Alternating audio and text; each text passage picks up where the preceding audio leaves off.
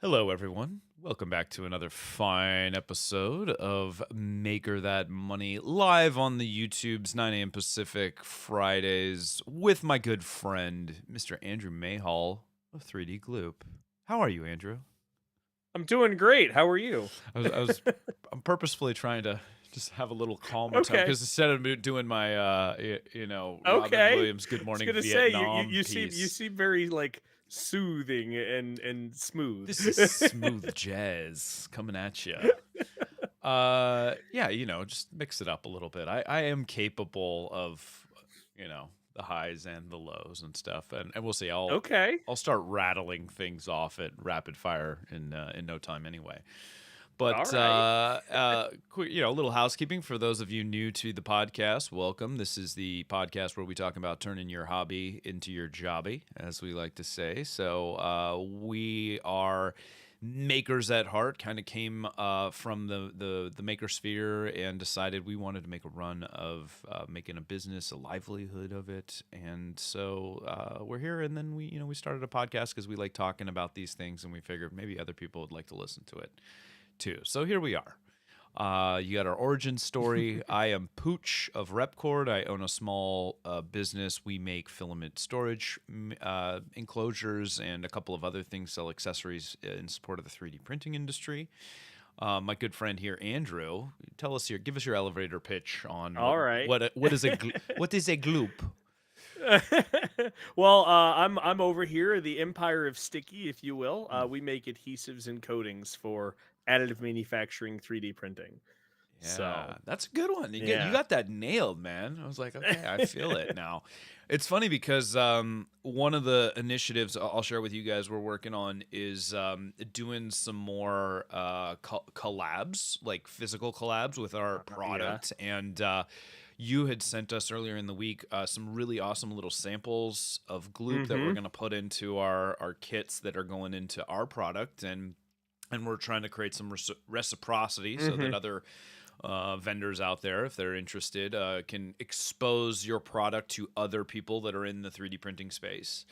Mm-hmm. But we were looking through kind of your packaging and going like, hey, it says Gloop on it, but if somebody that's like opening up this box sees this, like has no idea what it is, like we need to say things like free sample, good Yeah. for, like just kind of give the elevator pitch on the labeling. And Yep.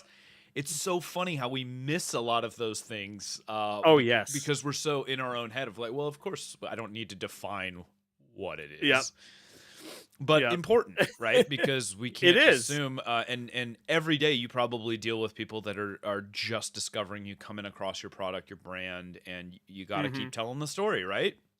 Yep. Yep. Yeah. Important. It's kind of crazy when you look at it, how simple it could be, but also how fundamental it is. Yeah. Like literally just saying we are ludicrously strong glue for 3D printing.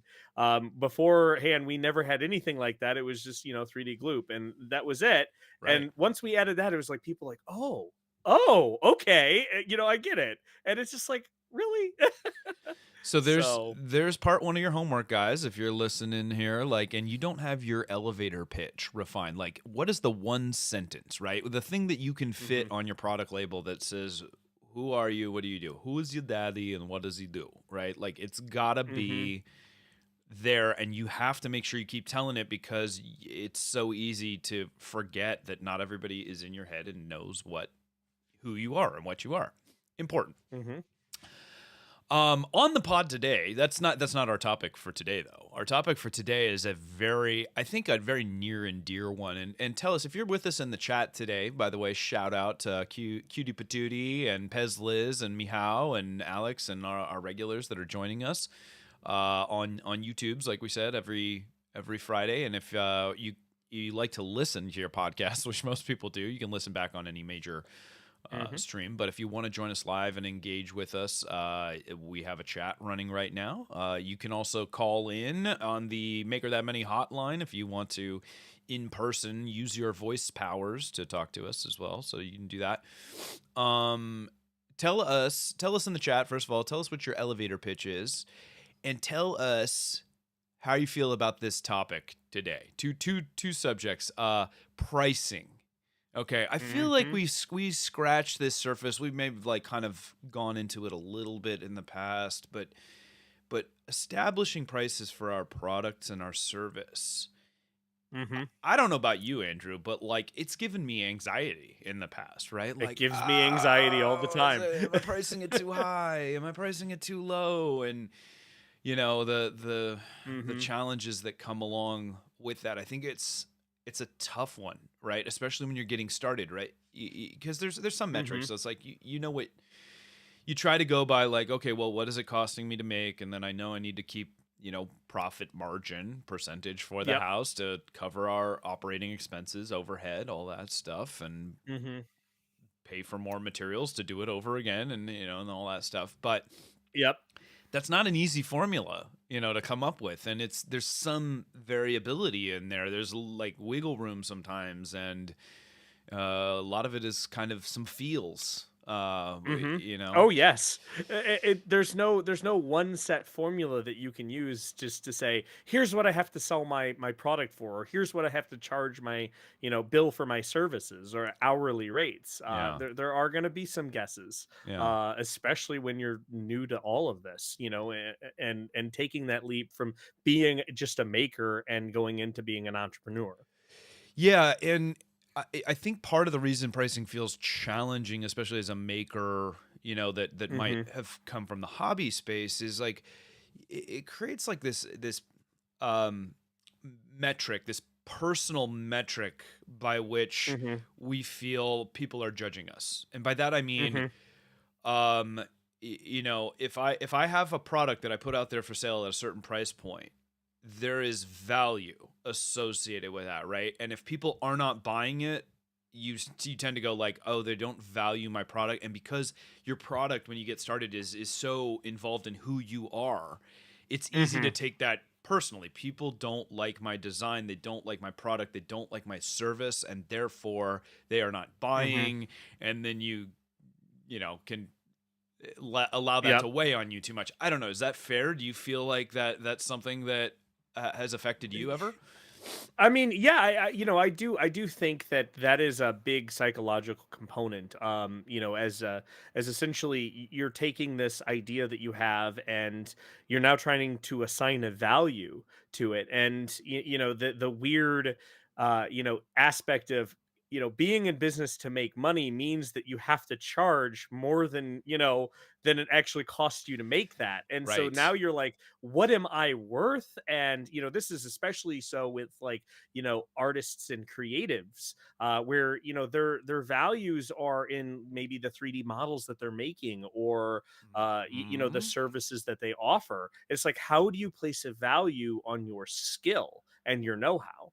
It's um uh it's a challenge. So we're going to get into that. So that's a teaser because I want to pause for a second. I want to do our normal thing where I think we missed this last week, but we like to focus on the positives. We want to talk about some wins yes. for the week first. Hmm. So now's the time in the chat where you share your wins, guys. Tell us what is a good thing that happened to you. It can be a personal thing, it can be associated with your business, but let's harness that good energy right now. Andrew, kick us off with a good win for the week. What do you got? All right. Well, nothing on the business front, but on a personal front, this past weekend I took a trip out with the wife to Orlando, Florida. We went Ooh, and walked shout out basically 30 miles sunny. over the course of 3 days. Across lots of different things. Universal Studios, SeaWorld, and then my favorite of all of them was the Kennedy Space Center. So, Very you know, cool. I've never actually been to Florida. I've been okay. all up and down most of the rest of the eastern seaboard. I know it does have some great things to offer. I know it's also full of Florida men doing crazy things, as well, from what I read in the news. But um, just haven't had the right opportunity. We're close enough to like Disneyland over here that I don't think like Disney World's pull is quite. We're not huge Disney people either. But I know that Yeah. there's plenty of other. I would love to see the Kennedy Space Center though. That sounds amazing. Yes, So it what? was very Any impressive. any highlights from that? Yeah, I think many nerds, right, are always like fascinated by space travel and rockets. I Nerds mean, love those are always like, space. Yeah. it's Yeah. it's like, oh cool, Yeah. rockets. And like, knowing that we've been to the moon, and knowing like, oh yeah, the amount of energy it takes to get a rocket off the ground, and how big these things are, you really don't know exactly how big these things are until you go up and see it in person. The Uh-huh. Saturn V is just, it is incredible. The feat of engineering behind that, like, an engine that's capable of producing a mind-boggling 1.5 million pounds of thrust, and there's 5 of them on side, Yeah. on a big ass rocket. It's Yeah. incredible. Yeah. Like, yeah. I I mean, it's funny because it's like I hear those numbers, and I've heard the same thing. I'm like, you just have no scope. Even if you were to probably put the banana for scale next to the Saturn V, like you just still, it's just a mind boggling concept. Like the scope and the size of this thing. But then when I hear numbers like 1.5 million pounds of thrust, like Yeah. that sounds like a lot of something, but it's like I have no concept of like what is a pound of thrusts in terms of Yeah. my personal daily, Yeah. life, right? It's just a mind-bogglingly large number. So It's ridiculous. that's cool. Well, anyway, it sounds like it was a cool trip and good for you. It was a last minute kind of impromptu thing, but a very Yep. important. Yeah, very last minute. It was, I think we decided that we were going literally the day of, and it's like, oh well, hey, let's go ahead and get a ticket, and jump on a plane and go down there. So, Wasn't you there know, was there a Falcon Heavy launch down there this weekend too? Were there you there? was, You didn't see that though, did you? unfortunately, I think that launched on Tuesday morning. Oh, okay. It wasn't Um, over the. Yeah, yeah, and yeah. we had to leave on Monday. Um, so I unfortunately wasn't able to. Like, I learned about that and I was like, oh man, I would love to stay, but the Yeah. wife had to get back to work, and it wasn't gonna happen. Yeah. So Well, maybe yeah. next time. Very cool. Yep. I think honestly, man, I think that's an important win to share because, especially as business, people, we allow our lives to get out of balance, and so sometimes just like going and doing something, getting your head right, not necessarily on the business, focus on family, all that stuff. Very important Hmm. thing. Very important thing. Yep. Good for you for that. I want to share a couple wins from the chat. We got some good ones here. Alex Gibson from the UK. Cheers, mate. Says win. He cleared down his 3D print queue so he can see his wife in the evening, get 8 hours of sleep, do some massively needed R&D, and get rid of some technical debt. That's always a good Nice.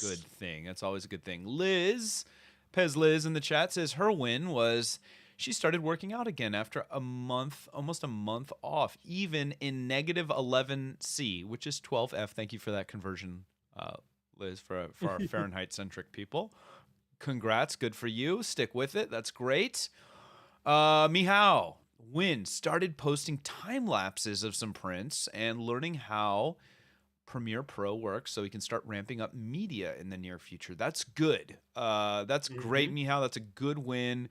Video is very much the medium that we communicate and do marketing in this day and age. That is well worth your while, I think, to invest in learning how to do some editing and therefore getting some messaging out. So that's fantastic.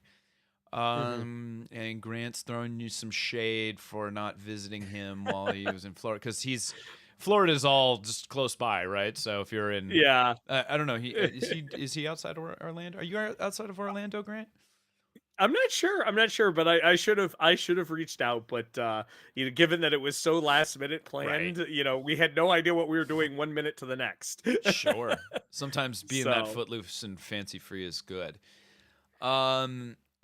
Wins for me. I'm going to take a win in that we are starting to form what I'm going to call the gold standard for product build guide documentation. Like we're getting better at. For one, it's always been something I really dislike doing. I don't like okay. the documentation, the build guide, mostly because it always takes a lot longer than I think it's going to. I'll do it, and then I'll have somebody complain that it wasn't detailed enough, and then in the other corner, I have somebody tell me that it is too long, and it feels like there's no winning, no pleasing people, and the people that want written instructions don't like videos. The people that like videos don't like written instructions. So we've Hmm. tried to create a little bit of something for everyone in a workflow that we can do that is achievable. And there's still some perfection to the process that needs to happen. But for those of you who aren't aware, we launched a new product this week. We call it the TT. It's actually the second version of that. It's a turntable for large spool feeding to your 3D printers, as we're starting to see more and more large format printers and stuff come online and realize like these things eat a lot of filament and we don't like changing filament a lot of the times. Having options for these larger spools is great. So we came up with this design. It's also modular and it acts like a filing cabinet. So if you want to use smaller stuff, not really meant to be a plug, but just to give you guys some context of what it is. So the process that we've started with is we thankfully we have a good defined CAD process now. We'll design anything. We use Fusion 360 in our shop, and we'll CAD it all up, and we use that to create the files that we need to actually cut and produce the whole thing. And then we'll take that CAD and we'll create an interactive diagram that we publicly post. And that has done a lot in terms of giving people context, just being able to spin the model around, do an exploded diagram, see where things are. A lot of people are just happy with that, right? They're like, I can intuit Nice. from this. And so just starting that was a win, but that's always a starting point. Then we'll do a build video that is like bare bones edited. Like it's almost like I just record. It's not a live stream, but I'm just like talking and building as we go. And it's long, yes, and I understand, but you have to understand the point of the first pass video that we always do is for me to hand off to my production team, who then takes that as a like, okay, here is the defined steps that we're going with, Hmm. and then they'll pull stills or they'll pull CAD renderings, and we'll put together. We use a tool called Dozuki. That's just an online build guide, step 1, step 2, steps 3, and some images. And that has the nice benefit of being a free open source tool, and people can turn it into a PDF. And so now you can Nice. start to see we're defining like things that hopefully check at least somebody's box, right? If you want to have a printed build, like I hate printed stuff. I don't think we need more paper in the world, but you can go to Dozuki, you can go export as PDF and print it out, and it's like 5 or 6 pages. If you want to print it on your own printer, that's fine. We try to we don't do a printed manual as much as I think a lot of people would like to. I think it's a little heavy-handed for what we do, and I like to be able Sure. to revise, and I don't want to have to reprint manuals and worry about that stuff. So I try to encourage people to use the digital assets because we can keep it up to date better. We're not always the best with that, but now we're covering that thing. So we've got a little bit of audio, video, interactive, all that stuff. Nice. I don't know. You guys tell me. I was saying earlier in the week on Twitter, doing build guides is such a frustrating process because it always takes so long and there's never, making everybody happy with it. But what is it that you like when you're getting a kit product? And I was even lamenting too, like, I don't know, maybe the cost, and we'll get into costing and pricing in just a second here. Oh, yes. But you start to realize when there's all these support systems that go into place Hmm. to support doing a kit that you do not have to do if you just sell your product fully assembled, ready to go. You're starting to Hmm. realize like what is the true cost of having a kit, and how do I compare that to like if I just do the labor of putting it together and packing and shipping. And obviously there's just trade-offs with that Hmm. stuff, and that could be a conversation of it in and of itself, right? Doing kits Yep. versus fully assembled, there's legal issues, there's all sorts of it was an interesting conversation. Um but it's there's no clear path. We end up doing both, right? Because it's silly for us to not offer. But it depends. It Hmm. depends what resources you have. If you have the labor resources to do it, that's great. Um, but we already have to make the parts to do the kits, and so it's kind of Yep. low hanging fruit to sell fully assembled if people want to pay for that and they don't want to do it themselves. Sure. All right, that was a long win, I It was a guess. good win, though. Yeah, so trying to define a gold standard, trying to like start to feel better about it. Like it's the second time we've used this process, and it seems like we're coming up with a better workflow, and we've got some ideas how to improve it even further, right? So I That's think great. there's steps where we can actually maybe start to outsource some of this stuff, so that we don't have to worry about spending as much time on the support materials, as long as Hmm. we're defining the steps well. So if we hand it off to somebody that doesn't know what the product is, that's always a fun challenge. All right, into the meat and potatoes for today. We're talking about Oh boy. pricing, guys. Pricing your products and services. Hmm. All right, to start, at the head of the show, we said like, okay, well, I think it causes some anxiety and all this stuff, but Hmm. we're not here to just talk about the problems. We want to provide some solutions and stuff. But I think before we can get to the tips and tricks and stuff that have worked for us, and again, disclaimer, Hmm. we don't pretend to Yep. have it all figured out. There may be techniques that you guys use that are totally different that work better for you and your product. That's fine. I'm just offering some insight from what we have seen from 6 years being in business, and you 4 to 5. About 4 to 5. Yep. Yep. Um, and then you can tell us we're full of it if you want. That's fine. But let's get into it. So defining the problem of pricing. Hmm. The first step or the first pass that I think what we and again, as makers, we're not oftentimes business minded, and so there's a Hmm. component to begin with where it's like the part where we focus on making money almost feels like a drag to a lot of makers, right? Right, and Hmm. that's really which defines whether or not this is the line of work for you or not. Like if you're Yep. really like, I don't care about making money, or I like it's a drag having to come up with pricing and figuring out the cost and stuff like that, then I'll tell you what, right now, this may not be for you, because you have to make money. If you're paying yourself, if you're paying your people, you have to Every do that. business is in business to make money. There's no shame in that. We you know. You may not value it. It may be something that eventually you want to hire Hmm. people to focus on more and stuff. Like you may be willing to endure that, and that's fine. But this is Hmm. important, guys. And the first problem that I see a lot of makers stumbling with is that they do not price things high enough. So they're not really understanding the true cost that goes Hmm. in. We get in what I call, and what we fall into the trap of others talking at us, that of just pricing the time and like materials, right?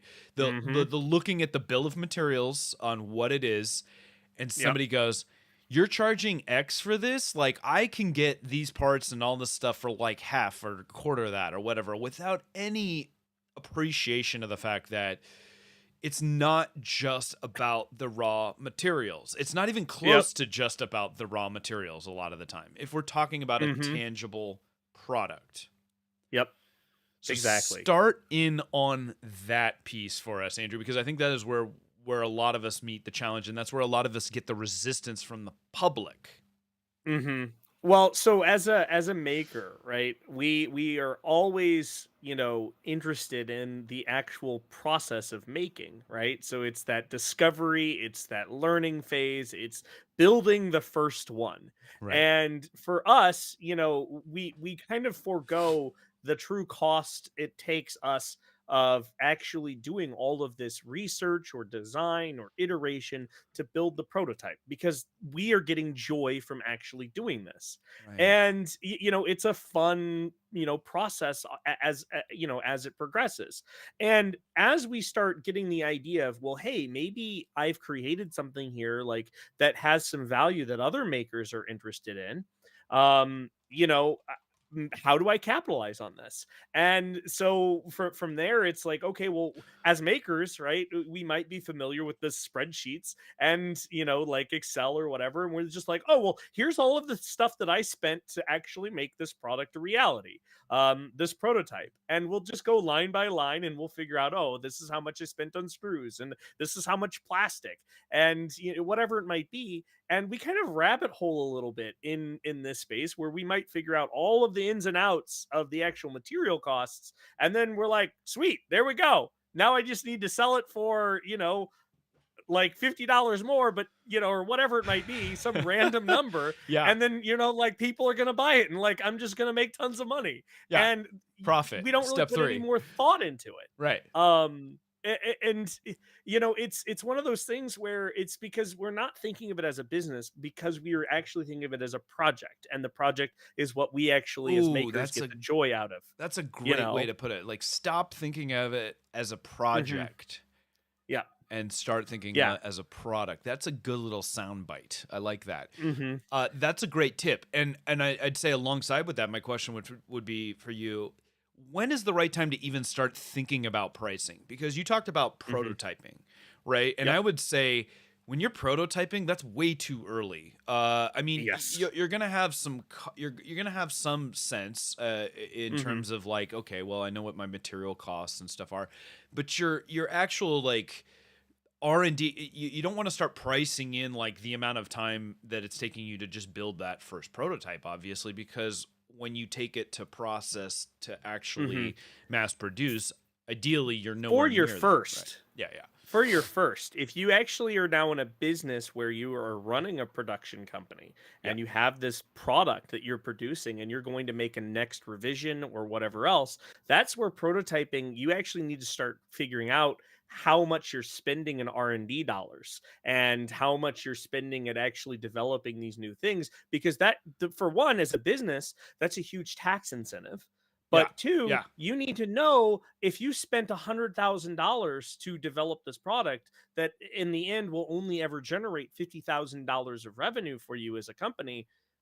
That's a non-starter, right? You basically spent more to produce something that's never going to even be able to pay back the cost of research and development. Okay. Okay. Now you just said something that's incredibly important and that I think that gets missed a lot of the time Mm-hmm. because again, maker gonna make, right? Mm-hmm. Maker's excited Yep. to make Mm-hmm. and Yes. is not necessarily doing market research and Mm-hmm. even stepping back to understand the viability, the competitive market space, right? All the Mm-hmm. things that go in. Like you may be able to make the greatest whiz bang XYZ widget that there is out there, but if there are 20 other widgets out there that are priced at, this stuff and you're competing with that, you're Yep. already, unless you've just got some secret sauce that puts you in a class that just is a completely different thing, you already kind of know where your price target may have to be if you're doing proper competitive analysis. And Mm-hmm. I don't know a lot of makers that sit back and do competitive analysis. They just get excited about Not like, many. oh, I did right. So Because we think of it as a project, are not a product, not a are business. right. Eh, So are we yeah. getting out over our skis? Like, is this a failing? Like, do we need to Mm-hmm. step back and analyze like, it's the classic Jurassic Park syndrome where it's like you got so busy thinking about if you could, you never thought about if you should, That's um, exactly it. Yep. and you're yeah. I mean that's it Yeah. right there. That's it. So I- this is a tough one because I find when I get too much in the competitive analysis space and all that stuff that I talk myself out of good ideas sometimes too. Because sometimes Sure. it's the process of exploring and iterating and wanting to make your own and do it better and all that stuff that like actually gets you to a better place, that gets you to a different product. Mhm. Um I don't tend to like focus on products that have a lot of competition already, right? I think Sure. there are plenty of ideas, plenty of communities, plenty of things out there where you can find a unique space and idea, and I think that you're going to serve yourself better. Again, this is just what's worked for us, trying to carve out a unique niche for yourself rather Mhm. than compete on price, because that's when you get into the race to the bottom stuff. And frankly, if the market is already saturated, if you're just starting out, you're going to get murdered because there are Mhm. going to be so many systems and people and industries out there that can produce it faster, cheaper, better. Yep. So, Yep. step one has to be like point of distinction. Do you have Mhm. a product that is unique enough that allows you to charge a premium Mhm. or engage a community that wants to work with you as opposed to just going and buying like a commodity product somewhere. Sure. Um, you know, that's the step back that I think Sure. that gets missed. Like that's a massive thing. It might sound obvious to a lot of you guys, but I really think, like I said, people are Hmm. just diving in way too fast without understanding the landscape. Well, yeah, and as like a maker, I mean, the 3D printing community, it's incredible for the amount of innovation that a single individual can actually come up with. Like, when we go to these shows like Murph and Earths, you'll see people are building their own printers, and they do some really smart things, Oh yeah, about their printer, like or right, whatever, that maybe it's a mechanism. They come up with this really incredible, like, thoroughly thought through device or component. And then they're like, yeah, people might, going to be interested in this, and then they go and show it off, and it's really cool, but it never actually takes off. And it's not right, because I think we as a community think the idea sucks, or the product sucks, or it has no potential. But as makers, we get into this concept of, we're going to keep going down and building this thing better, and we get this creeping elegance, if you will, of right, making this perfect thing that then we then try and turn into a product. But we actually started completely backwards, where we focused it on as a project, and we didn't think through all of the business aspects, and we just kind of presented it out there as a completed thing, which could turn into a product, but it still is going to require a lot more work. right, Because the way I look at it, as in order to figure out pricing, you also have to understand the research and development costs, or your time to actually develop this thing. But you also have to understand the, we're going to talk about your OPEX and your CAPEX expenses as turning it into a business, right. as being an entrepreneur, because it's not all just about cost of goods sold. Like, No, everyone certainly is, not. very familiar with that term COGS, right? It's like, Yeah, well, it cost me X number of dollars to get all of these components in, and then I can sell it as a kit for just a small amount more. But what we don't actually realize is that doesn't pay the bills, no, and it and doesn't refund all of the effort that you put into actually making that unit, and right? and we're gonna get into the nuts and bolts. So if you're not familiar more of the business terms, so COGS is a very important thing to know. I want to dive in on that in a second, but I want to step back and Sure. focus on something that you talked about earlier, which is the trade show syndrome, or the Hmm. maybe more appropriately known as like potentially an echo chamber of sorts. So when you take an idea to something like a Murph, like we have, like that's the Midwest Rep Rap Festival, or any Hmm.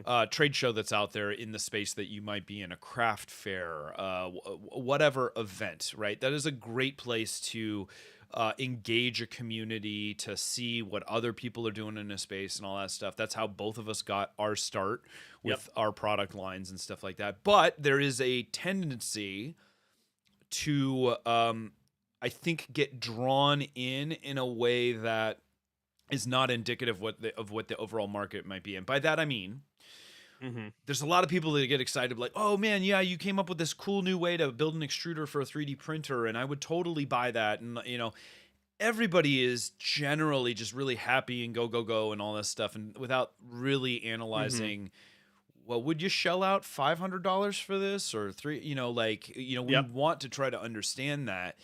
Um, and it's really easy to, I think, get wrapped up in like, oh, I had so many people come to my booth and love this idea, and therefore this must be the best idea ever and the best product ever, right? And you can even Hmm. ask, like, what would you be willing to pay for it? Would you pay $200 for that? And like, but surveys, guys, oh my God, this is like No, my surveys are, I don't want to say they're worthless, but they're worthless. they're I'm not worthless. saying it was the aliens, but it was the aliens.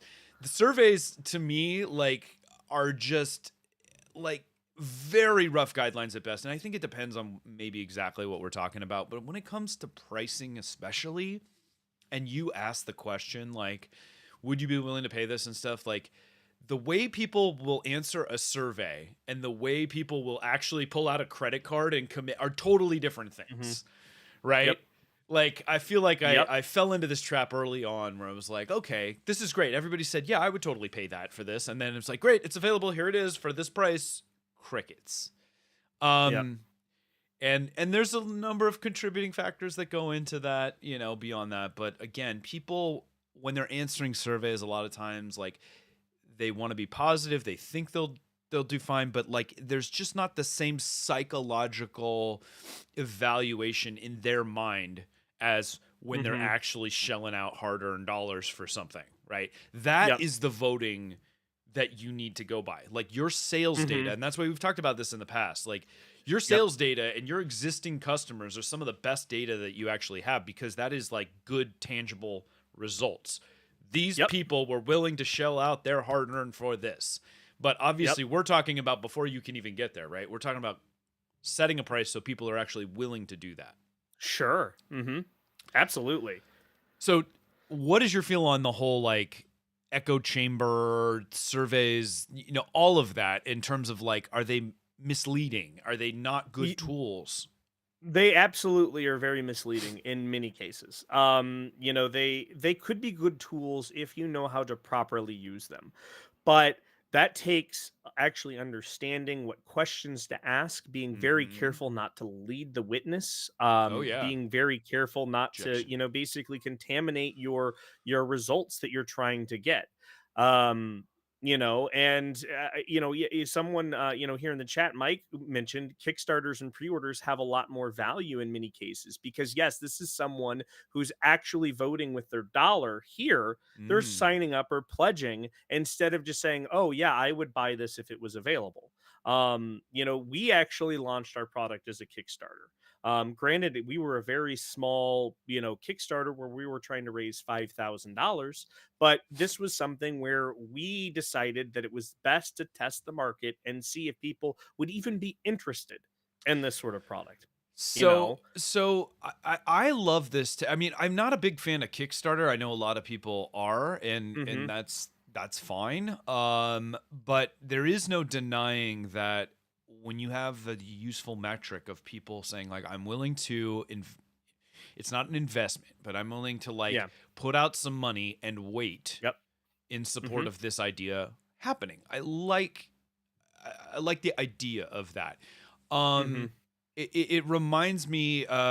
We've talked about maybe book recommendations, and I don't know. Some people, if you've read Tim Ferriss before, the four, what is it, the 4 Hour Work Week? Is that his most famous thing? Yeah, I think so. I don't know. I don't know Hmm. if you're familiar, but he's really big on like testing the market as quickly Yep. as possible. Right. Hmm. He's and a lot of people think he's kind of a tool in a lot of ways. Like when you read about his approach, but Yeah. like he would Hmm. he would go put a flyer up just Yep. to test his idea. Like, would people invest in this before he even had he go down to the student union, put a flyer up and saying like, I'm getting this totally wrong. This is not the details, but Sure. I'm offering yoga lessons to whoever or whatever, and see what kind of response he would get. Like, put those feelers out there early and often Hmm. and Yep. see what kind of response, and then allow your audience to drive what you do. Not, Hmm. I have an idea first and then try to get an audience, right? Yep. And so there is merit to collecting as much tangible real world data, like who's actually calling and saying, yeah, I want to do this. Like, I got 20 bucks Hmm. for 5 weeks of yoga lessons or personal coaching or whatever it is. and Hmm. and the notion of fail fast can Yep. come in here. So it's like, it allows you to put these feelers out there and start to do that. That isn't a approach, that is not everyone's approach, but Hmm. I think the point is similar in the sense that whether you're using a Kickstarter for that or whatever, trying to find ways to not invest a lot of time and money to Hmm. see if this is a valid idea before you even get to, do I like Sure. do I have a product before I even Hmm. worry about pricing the product?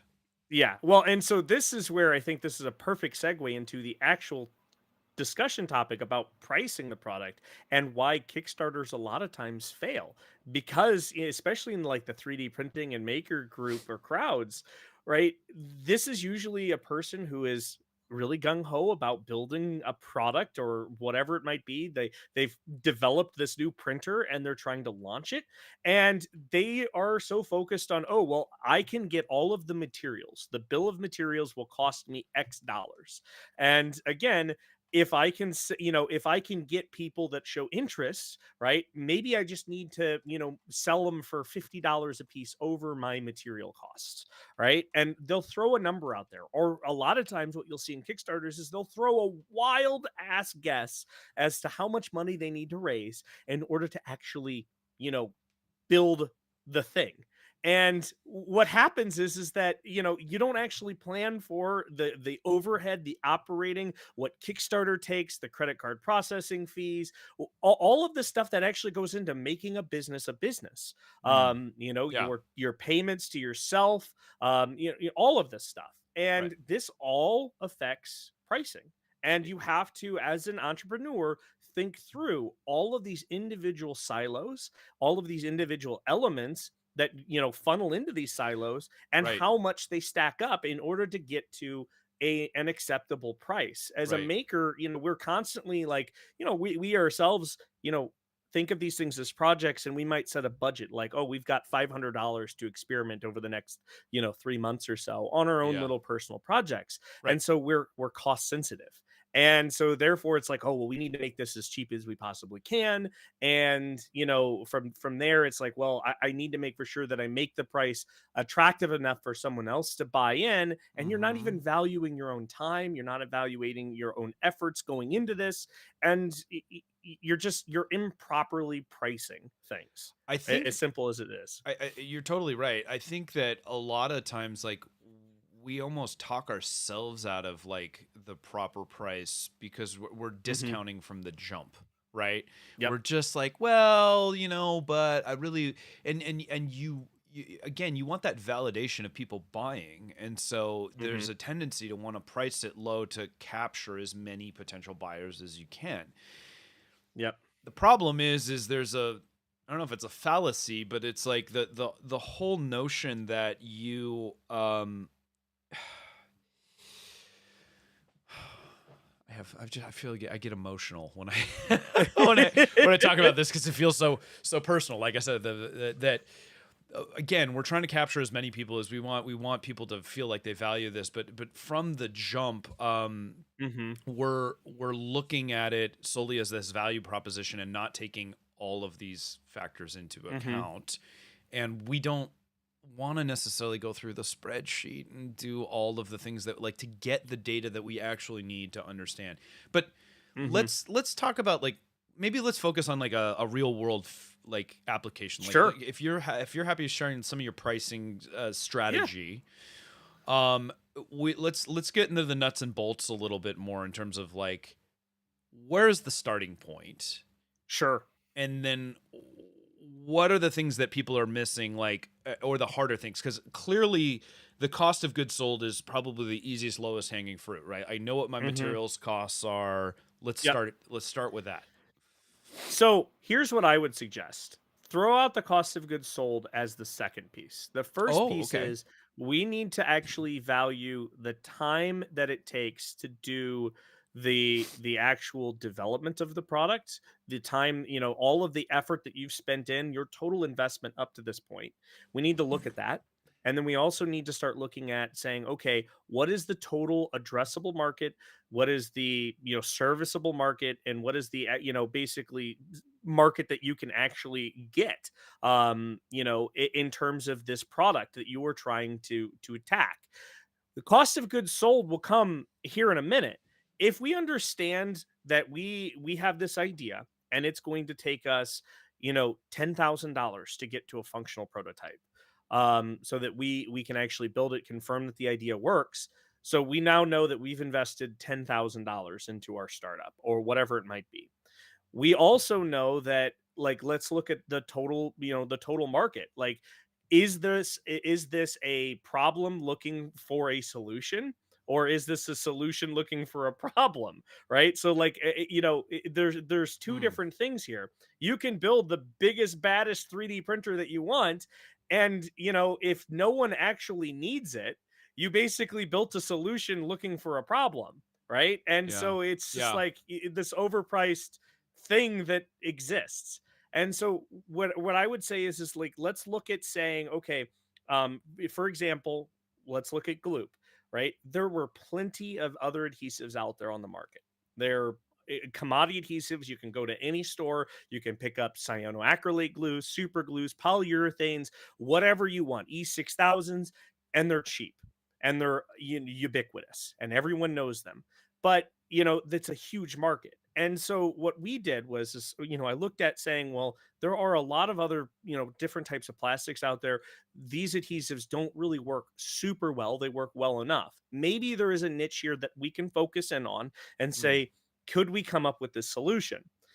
We happen to have a solution that we were working on internally for some other, issues that we were solving. And that was that aha moment saying, well, wait, we have this thing. If we tweak it, if we engineer it a little bit more, we spend some time doing some development on it, we can actually turn this into a product.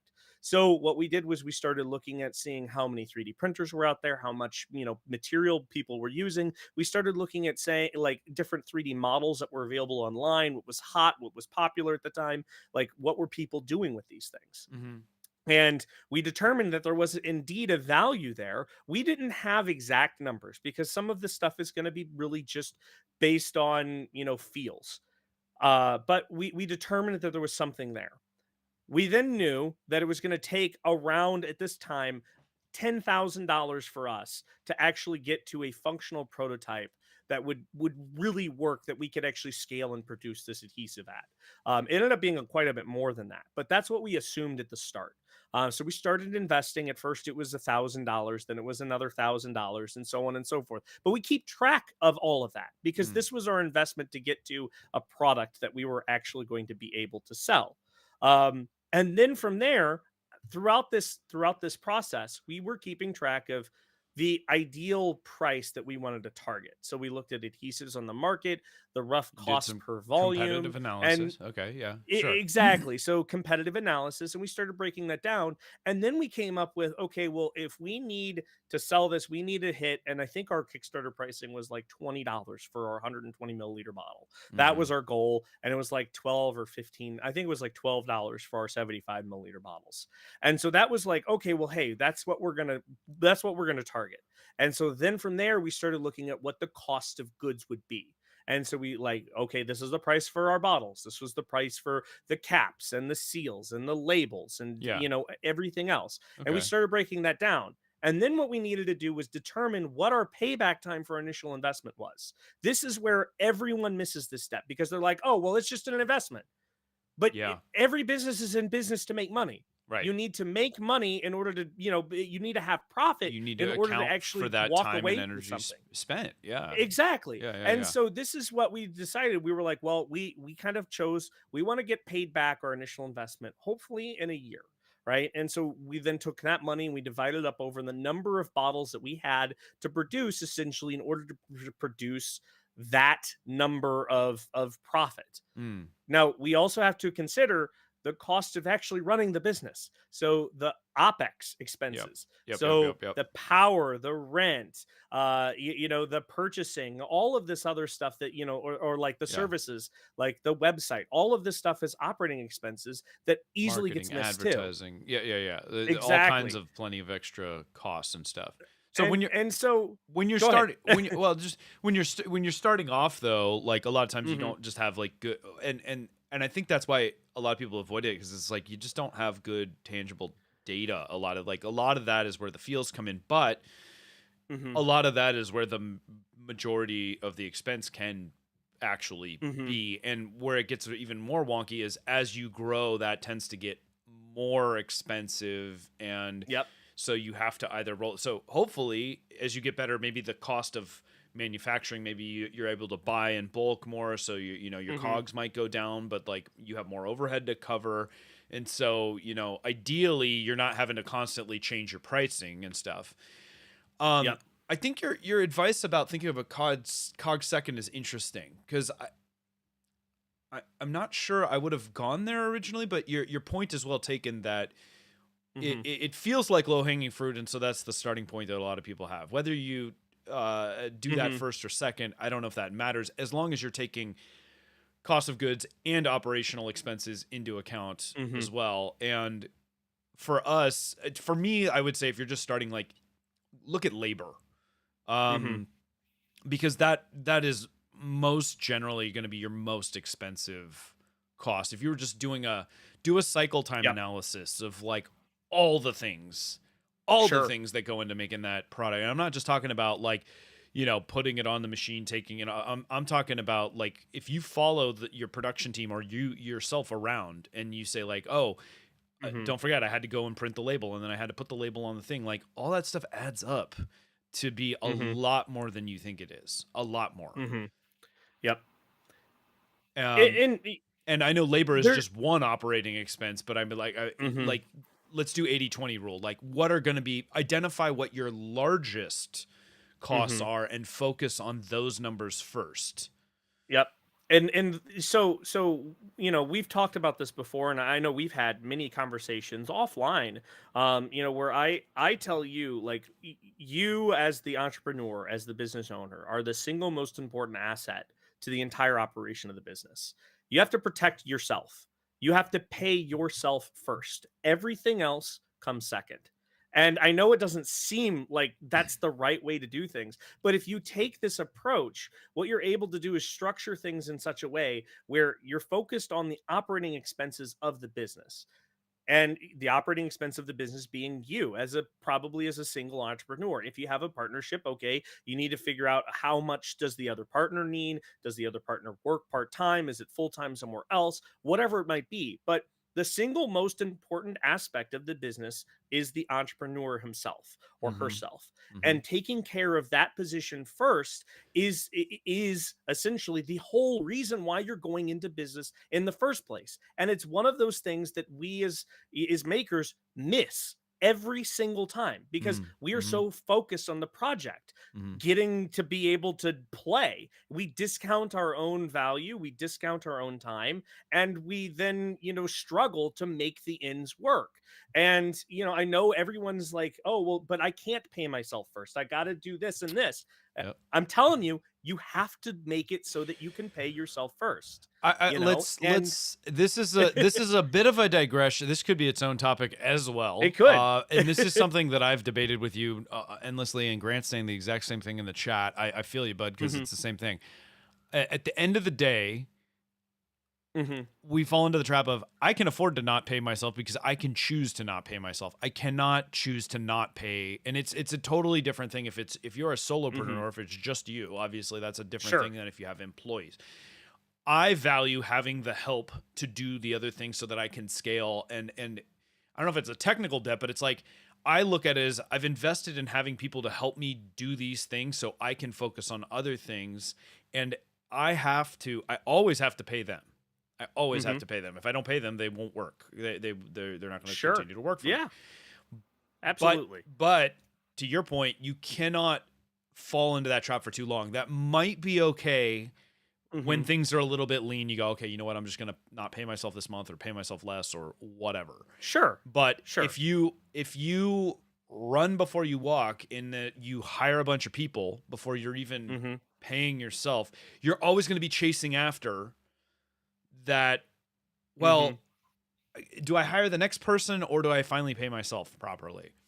Um, Hmm. Yeah. and at some point, your savings are going to run out. You're gonna, and it's not a healthy Hmm. place to be. I still struggle with this, and I am 6 years in, guys, Hmm. because I'm borrowing against future potential, thinking that if I have people helping me with these things so that I can continue to keep that flywheel turning. It's a dangerous game to Hmm. play, though. It's a dangerous game to play.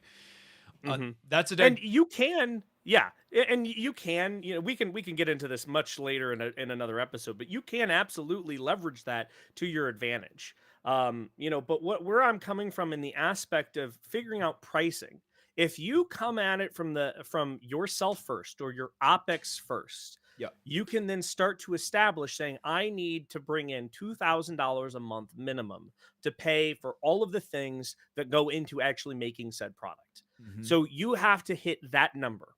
From there, then you need to calculate. This is why I said cost of goods comes second. Figuring out what are the costs to actually make said product. Right. Now, this is not the OpEx, this is the actual physical cost, the material, all of Right. the things that go into the product. Right. And then you then figure out, okay, how many units are you average going to sell per month? This might be a wild guess, but in hopefully you have at least a little bit of data where you can start figuring this out. And But the for point, us, we but the were point I think that's important here is at least make a guess. Start hmm with something. exactly. You can be wrong. You can be totally wrong. hmm But hmm but don't stall yourself out on the entire process because you're like, I have no idea. Just like, you know what? I'm going to sell 100 units. Just Yep. so that you can get the data and then readjust next month. And so that was what we decided. We wanted to be able to say, okay, we need to sell at least one bottle of Gloop every single day, right? At least one. And from there, we're like, okay, we need to, now this was a really basic math. And what we found was is we needed to sell around three or four. But Hmm. we started the numbers with one bottle, right? And we're like, okay, one bottle of Gloop, if we're going to sell it for $20, for 30 days, right? It's going to generate roughly what, $600 of revenue. Well, that's Hmm. clearly not enough if our operating expenses are $2,000, Right. right? So it's like, well, okay, from there, let's figure out then what is would be enough to actually get closer to that number. And so what we settled on was around 3 or 4 bottles a day to roughly generate that minimum operating expense. Well, then what we found out was is like, well, the cost of our glue bottle isn't free. Yep. So now we have to start figuring it out and adding on top of essentially this the cost of the actual product. So we targeted roughly around $3,000 a month of general revenue, and which ended up back in the day resulted in somewhere around $3 or $4 for cost of goods sold of the actual product itself that we would then sell for around $20. Okay. And this is where, you can try and apply some very generic formulas. My suggestion with any product that you're trying to plan on eventually bringing on wholesalers or distributing partners or whatever is to aim for at minimum no less than 5 times your cost of goods sold plus your overall operating expense bare minimum to produce said units. I just That heard a bunch of sounds people that were listening go, whoa, whoa, whoa, whoa, Andrew, I can't charge 5 times my cogs. Nobody mhm would ever buy it. mhm I know it sounds ludicrous, guys, and honestly, that number is gonna vary, I would argue, wildly depending on what your it product is. is. You Mhm. have a much lower price thing, so obviously 5x on a bottle of Gloop is totally different than 5x on the Yes. cost of a rep box that I make or whatever else anybody Mhm. else makes. Yeah. Very good points. I want to make sure we have time to touch on a couple of great things that are in the chat. And like, man, Okay. this is just one of these things. I feel like I could go for 3, 4, 5 hours on this particular subject Sure. because there's just so much meat on this bone. But the Vast CNC had a great question that we actually talked about offline earlier this week. He asked, "How do you quantify or track machine time and maintenance compared to human time in expensing? Printers and Mhm. lasers, they're kind of like employees." Now, before you answer Mhm. that, I want to Okay. disclaim and I want to make sure we have a chance to focus as well. We are very product centric business people. Okay, Mhm. but a lot of this magic does still apply to service based things as well. And Yep. I'm hoping at the very end, maybe we can touch upon where the analogs lie Sure. as a parenthetical. But let's talk about the Mhm. vast CNC question here because it's a really important one. Machine Okay. time, Mhm. depreciable assets, and stuff like that. This is where we get into the wonky accounting stuff that a lot of makers just like, I don't care about this crap, but it's so important because it is so critically tied. Potentially, it's Yep. Yep. I don't think it's as high as your labor cost and some of your other stuff, but it is a cost a lot of the Mhm. time. Go, you Yeah. tell, you So answer. so yes, machines are assets of the company. Usually they're purchased upfront, large lump sums. What do you as you start getting into bigger and bigger assets, you start depreciating those assets over time for tax benefits. But also, it's a whole concept of you need to be able to replace said machine over some period of time. Yep. It is not going to last forever. Sure, I've got a Nope. 3D printer from 10 years Not ago even that I could close. still print on. Yeah. But at the same time, it's nowhere near the quality of, my Mark 3S Pluses that That's I right. just got like a year ago or less. Right. And, there's a usable lifespan to those machines. And so each machine is going to be different. You might be able to find some industry data, but that's probably going to be for larger industrial machines. My general rule of thumb, and it could change wildly from every aspect. you want to have that machine completely paid off within 3 to 5 years, and its usable service life is also 3 to 5 years. Now, to be fair, there are actual depreciation tables associated with all Yes. kinds of different assets. So, Hmm. what Andrew's referring to may be appropriate for maybe the types of machinery we're talking about.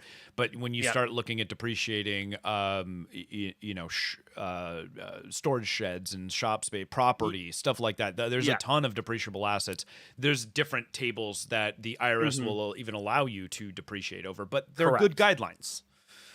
Yeah, yeah. So we just purchased a labeling machine not too long ago. I think we've had it now. January 23rd was our first year, and with that we had so the IRS allowed us to depreciate that at a maximum rate over 5 years, and that's for the state of Illinois. And so we as a business need to look at it as an investment for that 5 years, but it will get depreciated. So every time we're running like on this, we have to account for the number of bottles that go into it and roughly how much it's depreciating per month over that 5 year, and then Hmm. basically count that as a cost of our opex, Hmm. because we have to pay for that second device, that second labeling machine that will eventually replace this. Right. And there are also maintenance pieces that go onto this. So what does your yearly maintenance look like? Like for a vehicle, you have oil changes, tire rotations, all Right. of these All of things, it. and you have to break that up into a per month cost. Like if you have a service truck that's going to be driving 100 miles a day and you have tires that last 30,000 miles, well, okay, so take 30,000 miles divided by 100 miles a day. That's going to give the amount of costs per day that you're spending on tires, Yeah. right? Yeah. And now then you can add this up. You see, it's simple stuff, but Right. you can start adding this up, and that is your OPEX. And this is why I said start with OPEX first, not cost of goods sold first.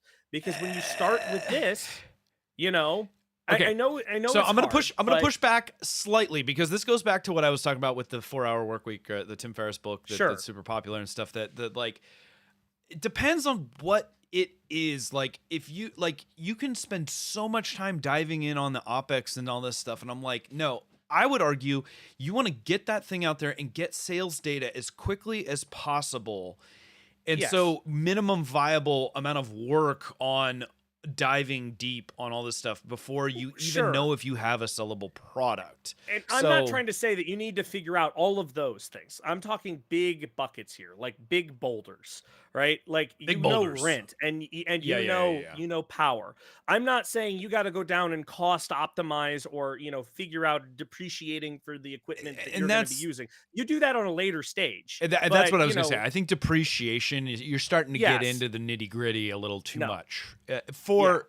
And here's Mhm. the thing that I think that is frustrating. Like these are all the things. The OpEx is all the stuff that the public, the non-entrepreneurial, the consumer doesn't understand, doesn't care about, does not Mhm. assign value. Like this is stuff that has a cost, Mhm. but this stuff is not obvious to the Mhm. average consumer, and therefore they will dismiss that as part of the value. And then Sure. we and in the, I don't want to say it's toxic, but in the maker community, because we are makers and we are constantly thinking of like, well, I can just make my own. We are Uh-huh. probably more subject than most to the audience out there Mhm. that balks at our pricing, right? Yeah. Because they go, but I can just go down to Home Depot and get this, that, and the other thing, and And make I'll it make it myself. myself, Mhm. right? I get this all the time, and you guys need to first of all early and accept the fact that will always be a thing. You will never be able to combat it. There are always going to be the customers. They're not your customers. That's the first problem. Mhm. Yep. There's going to be the people on social media that are commenting or whatever that are going to tell you that your price is too high. This is stupid. It's a stupid product. Blah blah blah. Don't listen to them. Ignore them. They are not your customer. They are Mhm. irrelevant. Even Yep. though they're saying the things that make you go, oh, my thing is too expensive. Like you cannot let that creep in because where that road ends Mhm. if you become subject to the criticism of your pricing being too high, is you will just you won't be able to pay for these things. You're going to talk Mhm. yourself out of your value Yep. and you will die. Like Yep. your company will die. Yep. You cannot listen to that stuff. Yeah, well, and again, what you're saying here is if you don't have enough revenue or profit to pay for the operating expenses for said things, you will never be able to create that self-sustaining flywheel, Right. right? And this is why I'm saying figuring out that OpEx cost is so critically important at the start. You don't have to dive down and figure out every little detail. But if you have a big brushstroke where you know that it's going to take you $2,000 a month, 3,000, 5,000, $10,000 a month to just keep the lights on and producing, from there, then you can start factoring in, okay, this is what it takes to make said product, or this is what it takes to offer said service. Right. And, then start adjusting and calculating those hourly rates. Right. For services, it's quite a bit different, right? Because there is no cost of goods. It's all OpEx, right? and Yes. and so and this is where it gets really interesting, is because you have to be able to, one, make enough money to pay for the day that you're doing the service, but you also have Right. to make enough money to pay for the days that you aren't doing the service, where you're actually going out and getting new services, right, Amen. or soliciting new services. Yes. And this is where it becomes critically important to understand what is your runway off of that revenue that you're going to be charging. Yeah. Like, and I said, like, we charge roughly 5x of our total cost of goods plus, our operating expense overheads, inside the products. As we start getting to more and more products, those operating expenses are kind of pulled out of that product. We were, just doing one product at first, and now we're doing multiple, and eventually those will be two separate silos.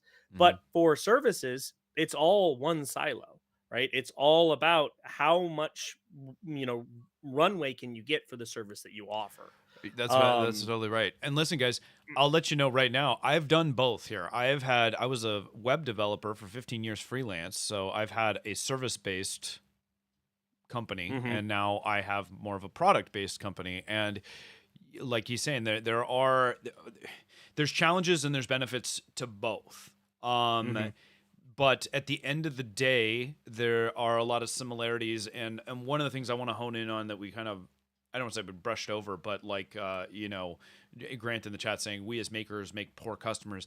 The notion of knowing who your customer actually is, and don't confuse the people that are like in your R&D space, I guess, as a mhm. maker, as your actual customer. Sure. And this is where the trade show fallacy I think comes in, is like a lot of the times the people that are walking the trade show might be other makers or businesses or stuff, but they are not actually a customer. You need to identify the fact that you are creating something for the people that don't want to make their own, right? Mhm. That would rather pay, or they are capable of making their own, but they realize that actually it's going to take me a lot longer and to source all the products, and at the end of the day I'd rather just pay you to do it. Like, Yep. those are your customers.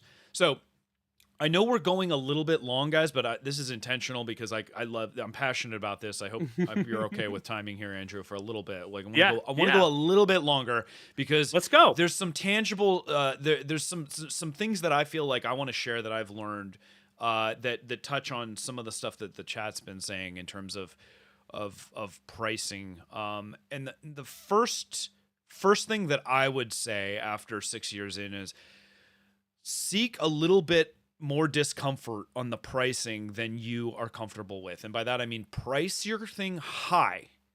Mhm. John Strand talks about this. You can always discount things later on. Okay. Yep.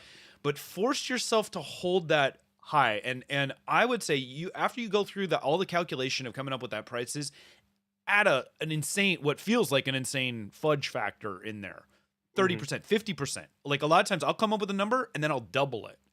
And then Mhm. and then it still isn't enough. Sometimes it depends on what it is. But again, like John is saying, and I've said this as well, you can Mhm. always bring that down. It is a lot harder to go up. Yep. Now that Yep. that said, I have some tips and some things that we have done where we were able to go up. The rep Mm-hmm. box, when it originally came out, I was convinced nobody's going to pay more than $100 for this thing. I don't know if I've said Mm-hmm. that before or whatever. I don't Mm-hmm. know where I came up with that number. I was like, I was too That's in what maker. felt I was in. comfortable. I was too much in maker mind and stuff. But I Mm-hmm. very, very quickly discovered from that mistake, we could not make the thing for that. At least, Mm-hmm. certainly not at the point where we started.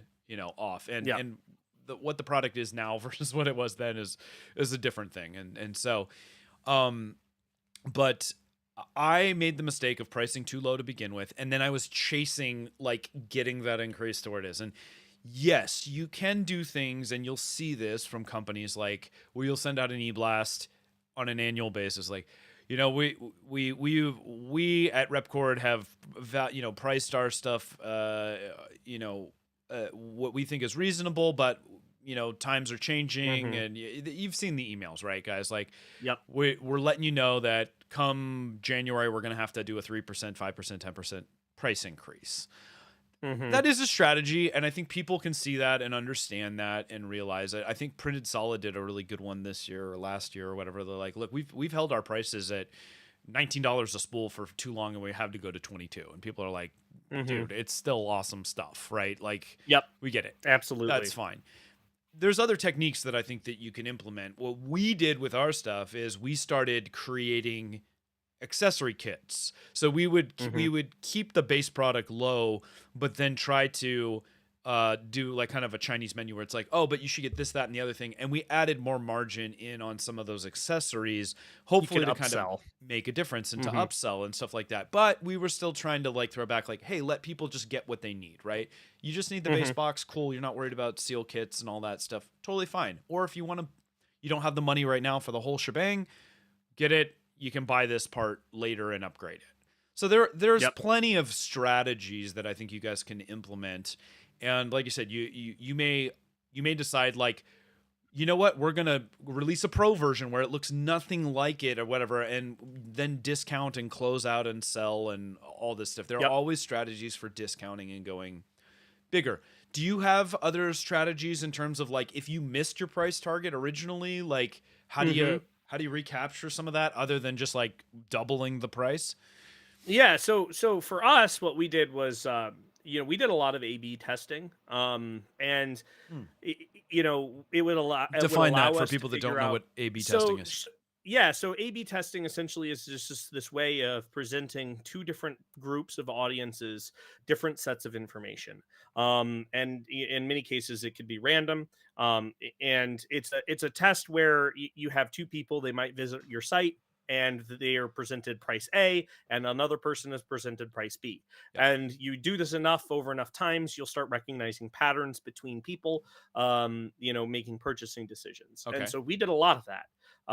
And what we found was that we were able to slowly, over time, inch up essentially our product prices, over the course of several months.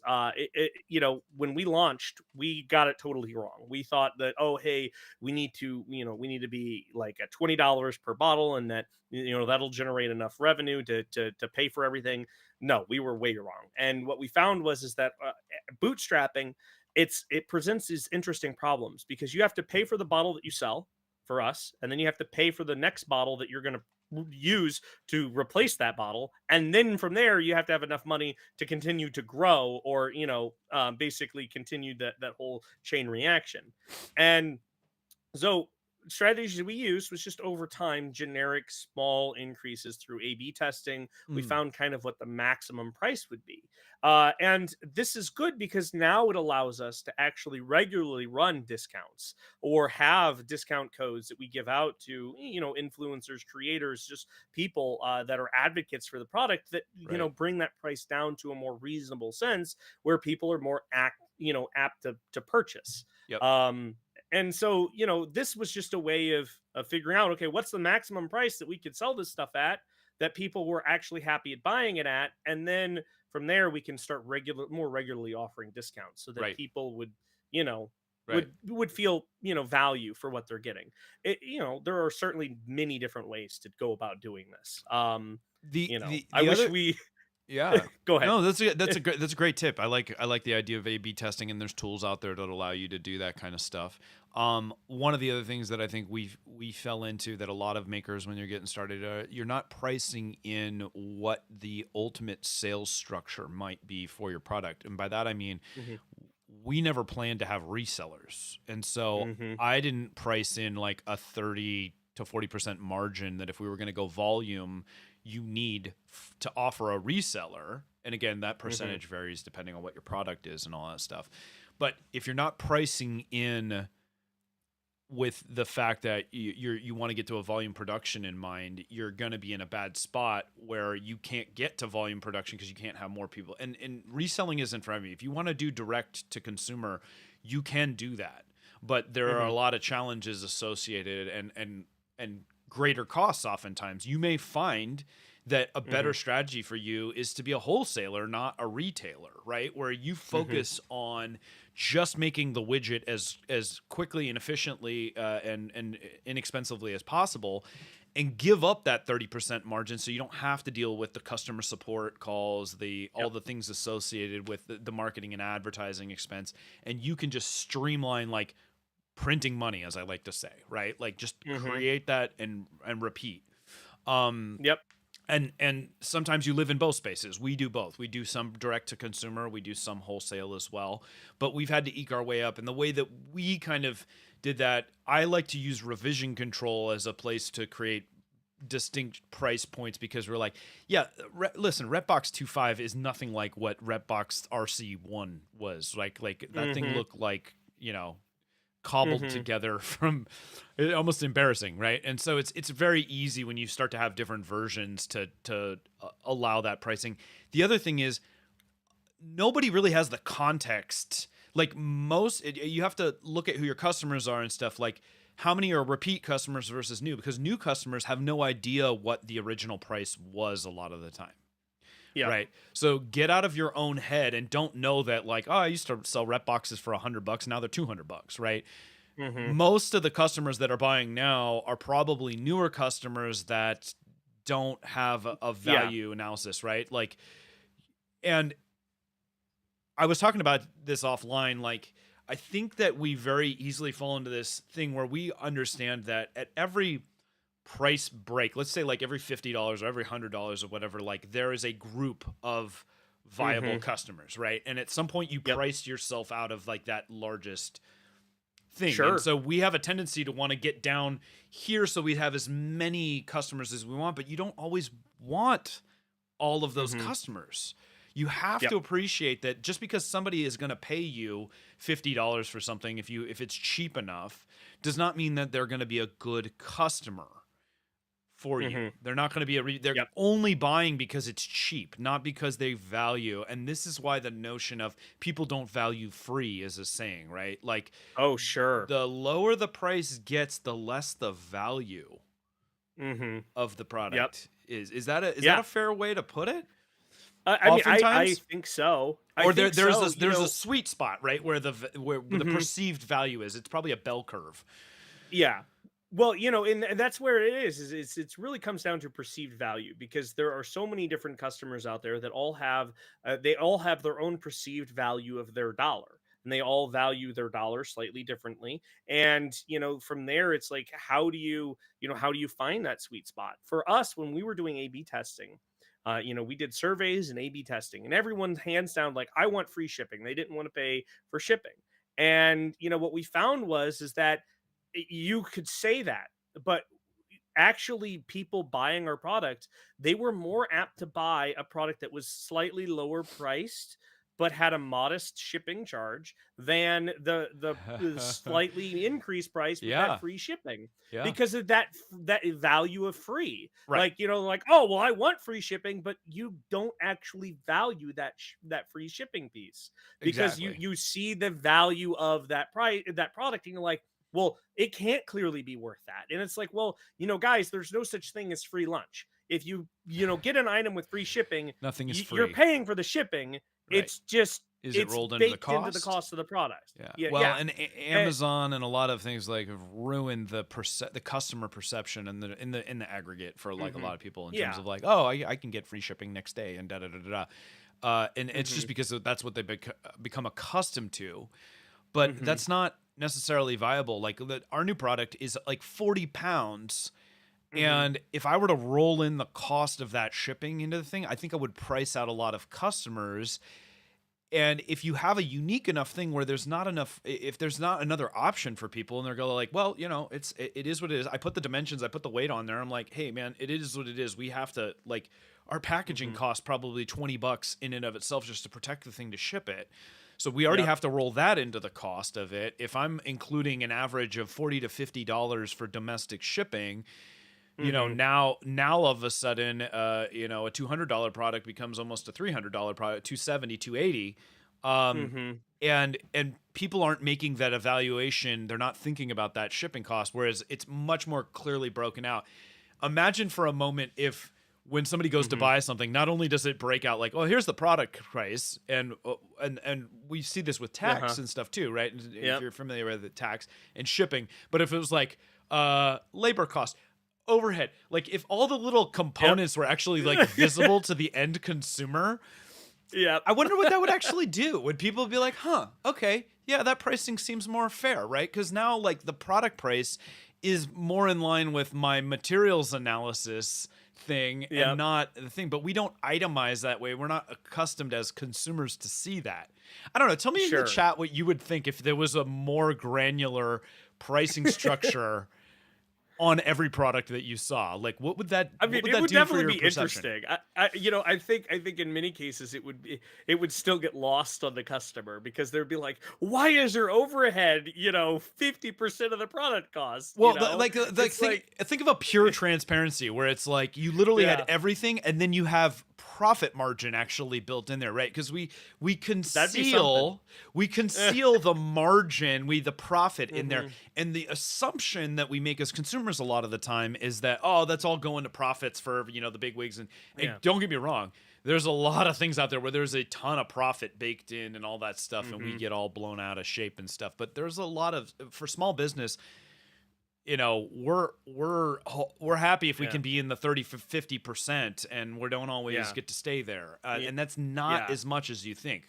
50% profit margin on Mhm. a do the margin calc for somebody on like a $10 item or a $100 item or something like that, Well, like, yeah, so if you have like so let's talk about it like you have a $10 item, right? And you want a 30% margin on that right, item. That means that item costs you $7, yep, right? And you were able to sell it for $10 and you have $3 left over, right, essentially. But what you'll find is let's say for instance for bootstrapping, if it costs you $7 to get that and you have a 30% margin, you have to sell two of those things for $10 in order to even get close enough to buy another one, yeah, which obviously that equation doesn't balance, yeah, right? yeah. So And that's it. so You have a volume product. You have to go volume in order for that to yeah, work. yeah, and so that's where like for us, again, that 5x, that margin makes a lot of sense because we have to be able to pay for the bottle that we just sold, the bottle that so that bottle, the cost to produce that bottle, the bottle to replace that bottle so we can sell another one, and then all of the overhead that goes on top of that. Well, not just that. And We don't even think about we're not even talking about the rainy day or the growth fund, mhm, right? Like the next person I want to exactly. hire, or what happens when Mhm. sales dries up, like to weather the storm.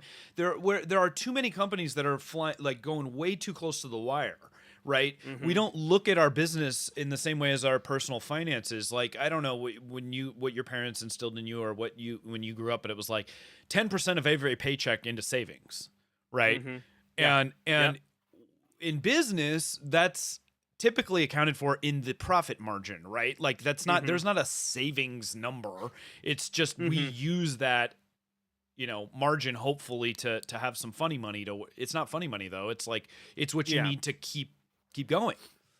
Yeah. I don't Well, know. and so yeah, for Gloop, like we actually have numbers like for savings specifically. Like what we do is we'll break out in our cost, in our cost model of our OpEx. We actually plan for our growth. We have, I'm wanting to say it's like a 12% margin, roughly out of that goes into a growth fund, and so that allows us to buy equipment or upgrades or new reaction vessels or buying in bulk. We also have a cost of goods sold account where this will pay for, let's say, our new injection molded caps that we Right. order. We have to order those in bulk, and so we take out the price for that plus a inflation value amount that we kind of calculate. It's another one.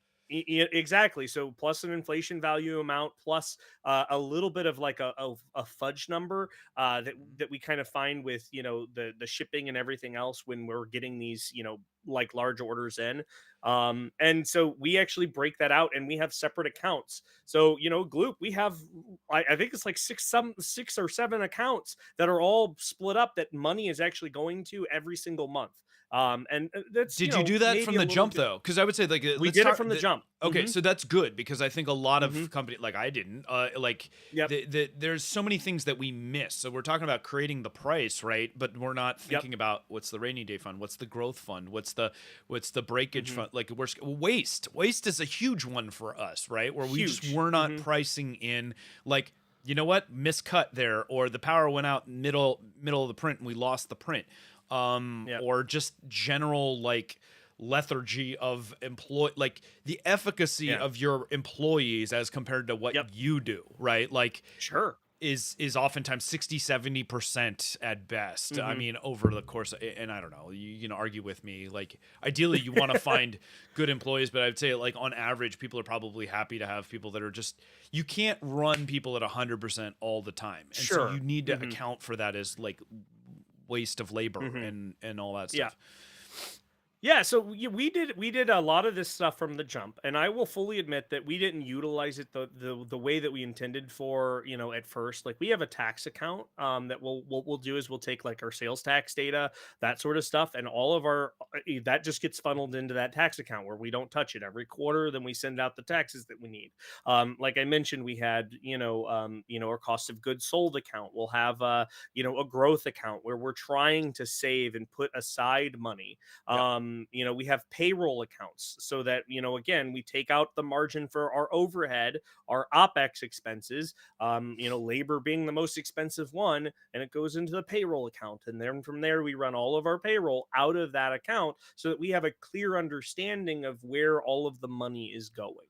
And as we continue to grow, I'm sure we'll add more and more accounts. There's nothing wrong in having one big master account and using QuickBooks or whatever to look at it, but I find that as a maker, it's easier if you have a quick glance and you can see physical separation of money instead of a software separation of money in QuickBooks. Like, oh, Mm. this is going to this account or whatever. This is just a big bucket approach.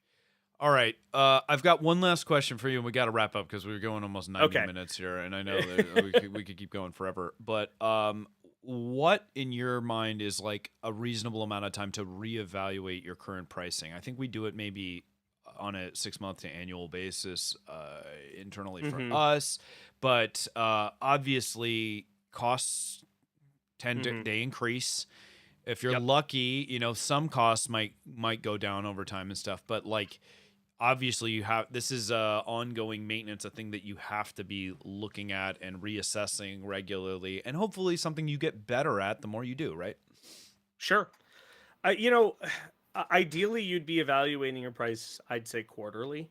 This way, if you're in a product business, um, you know, what we found with COVID, it totally borked everything with supply chain and cost of items. We buy, reagents that are known as, commodities.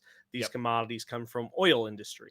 Yep. Well, what we did find when administration changed and COVID happened, some of these prices they went down, but some of them went way up, and Right. we had to adjust, and we didn't actually adjust until way later. And when we realized, like, hey, we are actually making we're not making enough money to keep this wheel turning. Yeah. We had to refactor prices.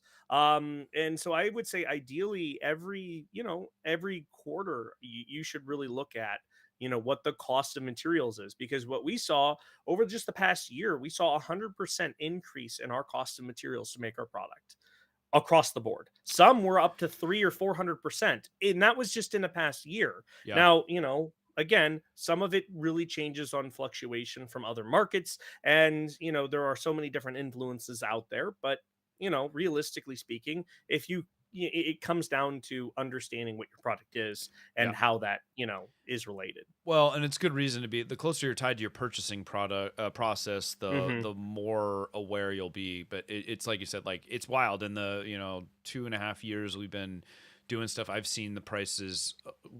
quadruple on some stuff. Hmm. Like, Yeah. and it's and you just have to be like, well, Yep. that's what the price is. So here's a random example really quick. The rep winder product I have that like rewinds the filament Hmm. when it retracts from your printer uses a tape measure spring, and we were just sourcing the IKEA tape measures, these tiny little 10-meter long Okay. tape measures. And when we first started this product, those things cost $1 a piece. They are like Uh-huh. $4.50 now. And again, it's a Oh, small wow. product or whatever, but it's like, okay, the literally like half of the cost is now tied up in these, tape Hmm. measures. And I don't, it's like I've increased the price like a little bit, but at some point, like the materials feel like it prices the entire product out. And how much of that is me psychologically being like, look, the price is the price. If like this is what Yeah. they can't source it any cheaper than I can, Yeah. but it brings the overall cost above a thing where our perception of the value of this product, in my mind, is still based on 2019 numbers, Sure. which is weird. I think we have a tendency to like live with financial values of like Mhm. our formative years, more Mhm. than people like what I still think like, Yeah. oh, a six-figure salary is a great place to be, and it's like it's poverty line in some places now, right? Like where it's Yeah. like you're not earning Mhm. 200 300K to be solid middle class, and you're like, Jesus, that's just insane. So not Mhm. falling into the comfort, like trying to be tuned into what current costs of our, because inflation just kind of, we hear it talked Mhm. about, but it like creeps up on us, and when we get into these high inflation times, it Yep. becomes really easy to potentially fall into this trap of being totally underpriced, undervalued. Um, Sure. so Yeah. man, we covered a lot of ground today, Mr. Andrew. Yes. Uh, Yes. I want to thank Thank all of you you guys everyone for for sticking hanging with us. around. Yeah, yeah. If VastCNC wants to go deeper into OpEx next time, and maybe we can, man. These are the Yeah. really sexy, sexy things that we like to talk about, operational expenses and stuff like that. Um, yes, Grant, I will reach out. Yeah, they're constant force springs, and there's some nuance to the whole thing, but it's interesting stuff. If you have stuck with us this long, you're awesome. High five. No, I'm like ripping off Joel's closure right now. Uh, hug each other more, all that stuff. Thank you for joining us for another great episode of podcast, comma, Maker That Money. I don't know why I led it that way. The Maker That Money podcast. Uh, we love you guys and hope to catch you next Friday for another good one, and hopefully have another great topic of conversation to cover. But until then, be well, everybody. Happy weekend. Happy Friday. See ya. Bye bye.